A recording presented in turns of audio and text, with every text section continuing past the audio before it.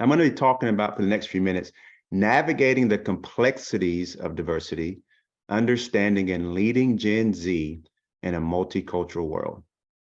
According to Pew Research, Gen Z, the current age and young adult populations consist of those born between 1997 and they go all the way up to 2019. There's some that stop around 2015, but I like the time frame that they use. And so the oldest would be around 26, 27, and then the youngest would be around 3 to 4 years old. So in the time that I have, I want to cover these 4 things: understanding Gen Z and the role of diversity, a theological basis for diversity, and then give an example of diversity in leadership from a biblical perspective, and then end with conclusion and then some resources. And if we have time, we will get into Q&A. So to say that the world is changing is both self-evident and an understatement. Shifts in generation, culture, and leadership are inevitable.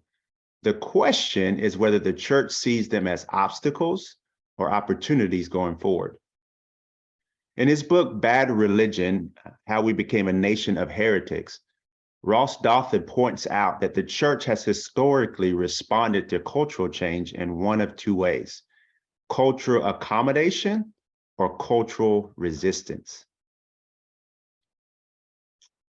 So what do we mean by culture?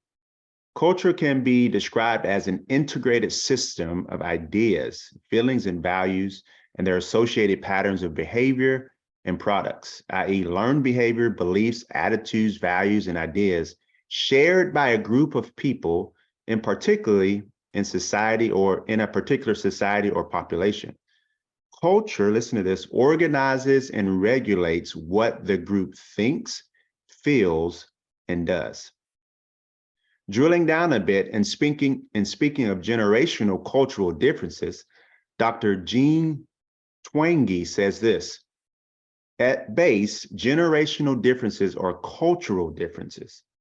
As cultural changes, the youngest members are socialized in new and different values. Therefore, I think it is imperative that we begin to recognize those differences. And we begin to see those differences between generational cultures through behavioral output.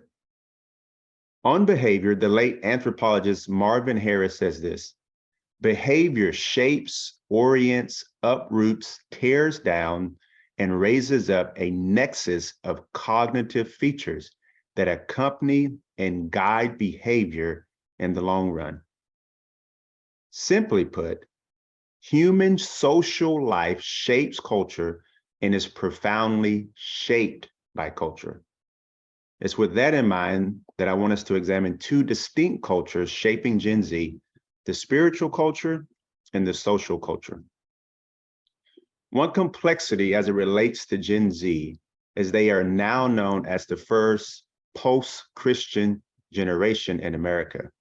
And I know that we can argue and understand that America has never truly been a Christian nation, but at the same time, we have to understand that biblical values, whether taken out of context or used in context, has shaped what we call America.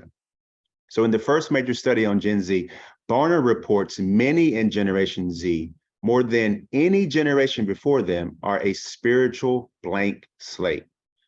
What they mean by that is that they are drawn to spiritual things, but their starting point is vastly different from previous generations, many of whom was raised on a basic education on the Bible and Christianity. Their worldview of Gen Z, by contrast, is truly post-Christian. They were not born into a Christian culture, and it shows. So in a positive light, Christian nationalism doesn't connect with them on the surface, but the narrative of Christian nationalism can and does drive them away from the church.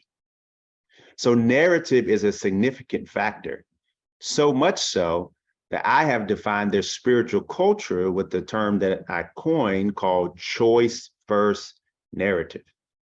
And so a choice-first narrative is a lifestyle narrative that promotes individualism and personal choice as the way to engage with others. This resulting first choice narrative or worldview molds Gen Z's open-mindedness towards others and frames both their spiritual culture and one of their dominant themes, which is a shift away from the moral authority from the Bible to the individual. Why does this matter? Here's where Octavio Esqueda is helpful. In summing up Gen Z's spiritual culture, he says this: they are open-minded and sensitive to other people's feelings and opinions. On the positive side, they embrace divergent perspectives and are more inclusive than previous generations. They are comfortable with people who are different than them and tend to be less judgmental because of those differences. On the negative side, he says, they tend to be wary of declaring some actions as morally wrong or simply incorrect. They seem to have a flexible moral compass that leads them to unclear paths and prevents them from making decisions or judgments according to solid values and convictions. Simply put, both in life generally and to a spiritual culture particularly, the lens of choice becomes foundational to Gen Z rather than optional. This leads them to be open to divergent and diverse perspectives, but also leaves them with no solid orthodoxy when it comes to biblical convictions. In other words, they don't know the Bible, so they could be swayed by a narrative that promotes an unbiblical view of isolation or gender inequality or limited space because of race. And so what we find out is that when that narrative is being promoted that demeans others, they would rather disaffiliate with the church than to stay in the church. Now that we've briefly talked about the spiritual culture of Gen Z, let's look at what defines their social culture. And that's two things. They are digitally connected and they are diversity cultivated. So as Bishop mentioned in my dissertation research, I go a little deeper and I define 4 defining characteristics of Gen Z. But for brevity's sake and to keep on topic in this presentation, I only touch on 1 to create a local highlight of Gen Z, which gives us this synthesized sketch of Gen Z social culture.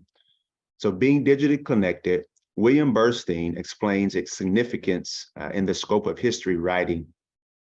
There have been 4 great communications technologies that have engulfed the human race. The first, language itself. Second, writing. Third, the mechanization of writing. And fourth, he says, is the electronic encoding of information. It's that fourth technology that I believe that has not only engulfed Gen Z, but is a defining force in many of their lives. Why do I say that? Because unlike any previous generation, a digitally connected world is all they've ever known. David Kuhneman and Mark Matlock go as far as naming their digital culture Digital Babylon. They say that it's a place of accelerated and complex culture that is marked by phenomenal access, profound alienation, and a crisis of authority. Diversity, cultivated, is another defining characteristic because according to recent studies, Gen Z is the most ethnically and racially diverse American generation today. Let that sit in. Pew Research notes that Generation Z represents the leading edge of the country's changing racial and ethnic makeup. A bare majority, 52%, are non-Hispanic white, significantly smaller than the share of millennials who were non-Hispanic white in 2003, which is 61%. 1 in 4 Gen Zers are Hispanic, 14% are Black, 6% are Asian, and 5% are some other race or 2 or more races. As a result, Gen Z expects ethnic and racial inclusion to be the societal norm. The question that we have to ask is, does the church expect the same thing? Unfortunately, at the moment, it seems that the answer is no. So this is the first of two slides that I want to show you from a bigger study called Beyond Diversity, what the future of racial justice will require of U.S. churches. One thing that I want to highlight is the percentage when it comes to definitely versus this question. Are we on the same page regarding race issues today within the church? Do you think our country has a race problem? Only 38% of white Christians who answered this question said definitely, versus 78% of Black Christians and 50% of Hispanic and 38% of Asians.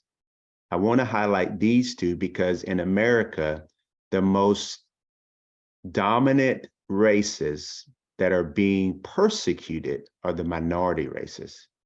And it is significant that these answers are so, because it shows us that even if you don't believe there is a racist issue in the church, we believe there is a racist issue. Now, there is a racist issue, but now, even if you don't believe, you have to look at the stats and understand people are believing different things about this issue, which is another problem we have to face.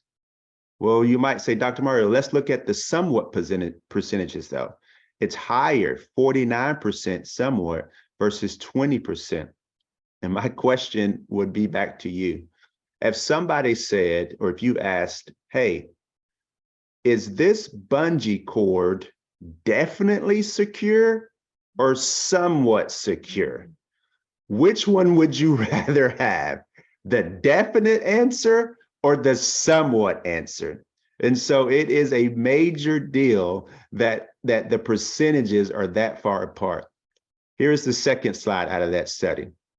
When we have different definitions of problems, we have different solutions. And the question was this: which of the following to you think is the bigger problem in the United States today? So the light blue is racial discrimination that is historically built into our society and institutions. The dark blue is individuals' own beliefs and prejudices cause them to treat people of other races poorly. And then the tan is I do not know. Again, look at the differences. Only 25% of practicing white Christians believe that racial discrimination is a historically issue in our nation, versus 67% of Black Christians. What these answers speak to me is a lot, but one thing it shows me is that we have lost the understanding of a community of faith. And instead, we are living by the individualism of faith. The great Martin Buber said, we need an I and thou relationship, which is a relationship of mutuality and reciprocity, while an I-it is a relationship of separativeness and detachment. We have to begin to move from this idea of choice first and live into Christ first. On that note, I want to dive into the second point, which is a theological basis for diversity. Navigating the complexity of diversity in a multicultural world is a challenging task. It requires a deep understanding of different cultures and perspectives. From a Christian theological perspective, understanding and valuing diversity is not only a moral imperative, but it's also an essential aspect of understanding and living out our faith. Why? Because as Christians, part of the foundation of our faith is diversity, because the doctrine of the Trinity teaches us unity in diversity and diversity in unity. Callisto Ware says this: there is in God genuine diversity as well as true unity. The Christian God is not just a unit, but a union, not just unity, but community. He goes on to add that God is triunity, three equals persons, each one dwelling in the other two by virtue of an unceasing movement of mutual love. So for us as pastors, leaders, parents, and friends, we cannot theologically support any ideas seeking to isolate or limit people of a particular race or gender. By gender, I mean male or female, claiming that diversity leads to disunity. I would say that the lack of diversity is leading to the disunity in the spirit. Diversity in leadership from a biblical perspective. I want to quickly look at this as my time is coming to a close. Acts 13:1 says, now there were prophets and teachers at Antioch in the church that was there.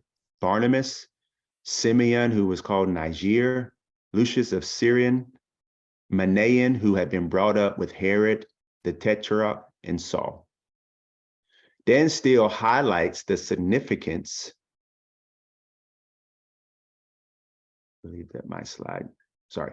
Dan Steele highlights the significance of diversity in leadership in the community at Antioch Church when he states this, that Antioch was a massive city and nearly 500,000 people and had an eclectic mix of cultures and ethnicities. When first built, it was constructed as a divided city with a literal wall to keep the Syrians and the Greeks apart. By the time Luke wrote, though, at least 18 different ethnic groups were living within the city boundaries, yet division remained. And these communities largely kept to their own communities. Here in Antioch, the believers were first called Christians, presumably, at least in part, because they were difficult to categorize. In a place where people kept to themselves, here was a group that didn't. Did everybody get along? Probably not. But they modeled diversity and unity so much so that their name became Little Christ. Finally, Dr. Mark D. Moore has two great observations when it comes to the impact of diversity found at the Antioch church. He says this is an impressive list for at least two reasons. First, God had truly made two peoples into one. He united these people at several levels. A, those from different financial strata, assuming that Manaen had been raised with Herod's household and was a wealthy aristocrat. B, those from different religious backgrounds, Hellenistic and Hebraic Jews, as well as Greeks. C, those from different nationalities, African, Syrian, Cyprus, Palestinian. And D, those of differing skin colors, assuming that Niger, meaning black, was a description of Simeon. Second, this list is impressive, he says, because it indicates the mobility of this church.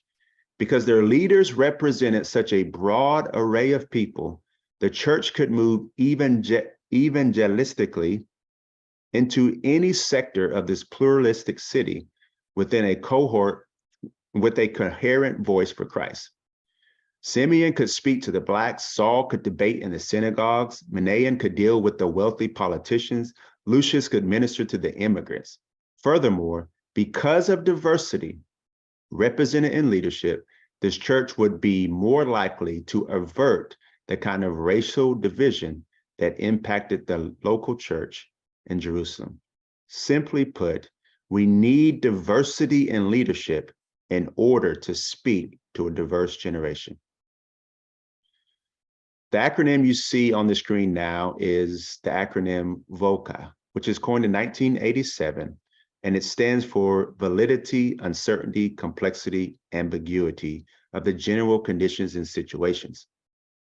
Within this framework, the C donates complexity, which refers to the interconnectivity and interdependence of multiple components in a system. For our purposes, components equal people. And with diversity comes complexity, because with people comes diversity. Complexity demands that we as leaders be open and listening well and knowing that one size all does not work anymore. It could be said, because Gen Z is the most diverse generation, we are living in one of the most complex times in history. But again, we can see this as an obstacle and as an opportunity. As Peret says, diversity in the church, according to scripture, is not merely good, it is essential.